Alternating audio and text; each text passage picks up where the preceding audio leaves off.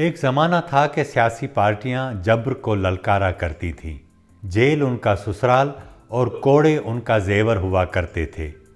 Media उन दिनों सहाफ़त या प्रेस हुआ करता था, वो भी जबर के खिलाफ डट कर खड़ा होता था। सहाफ़ी जेल भी गए और कोड़े भी खाए। उन दिनों लीडर हुआ करते थे और एडिटर हुआ करते थे, सेठ नहीं।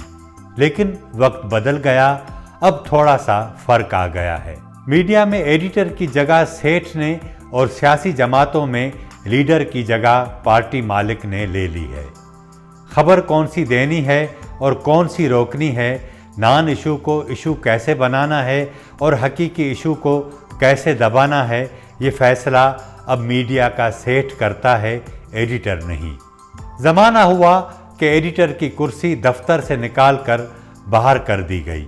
सियासी जमातों में अवाम की क्या राय है, इस पर पार्टी मीटिंग में किसी दूसरे दर्जे के लीडर को बात करने की जुर्रत नहीं। जो पार्टी सेठ चाहेगा वही फैसला होगा। पिंडी वाले क्या हिदायत देते हैं, कौन सा नैरेटिव बनाना है, कौन सी पॉलिसी बनानी है, दोनों अपनी टीमों को नहीं बताते। दोनों का कंट्रोल अब एक ही जगह से होता है। दोनों आम आदमी के मसाइल पर बात करते हैं और न फैसले। लोग पूछते हैं कि ये सिलसिला कब तक चलेगा। ज़्यादा देर नहीं। दुनिया जिस तेज़ी से तब्दील हो रही है, खुद को तब्दील न किया तो सियासी और सहाफ़ती ठेकेदार फारिग हो जाएंगे। आप शिकंजा जितना ज़्यादा कसेंगे उतना ही ज़्यादा जल्द थक जाएंगे। आपने 8 फरवरी से पहले कैदी नंबर 804 को एक ही हफ्ते में 3 सज़ाएं दे दी।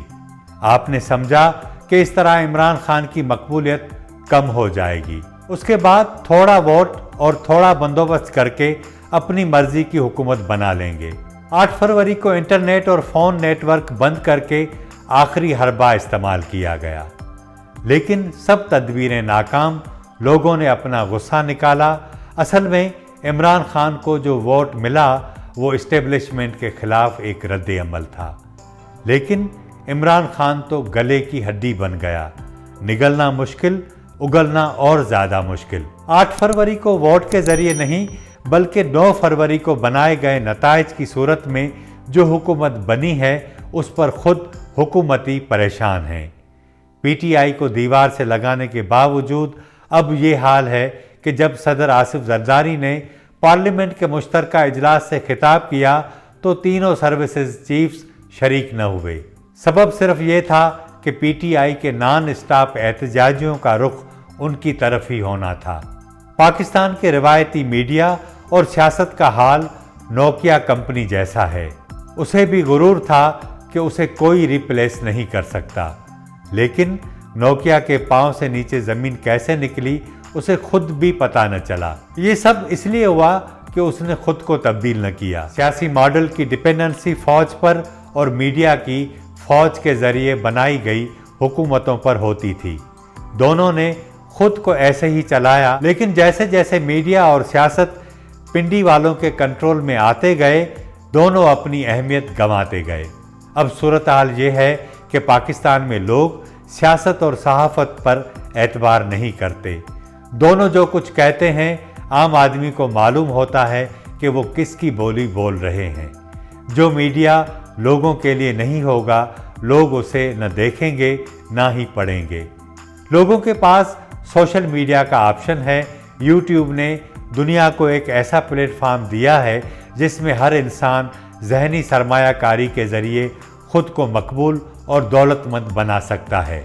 टीवी और अखबारात इतने नहीं देखे जाते जितना सोशल मीडिया।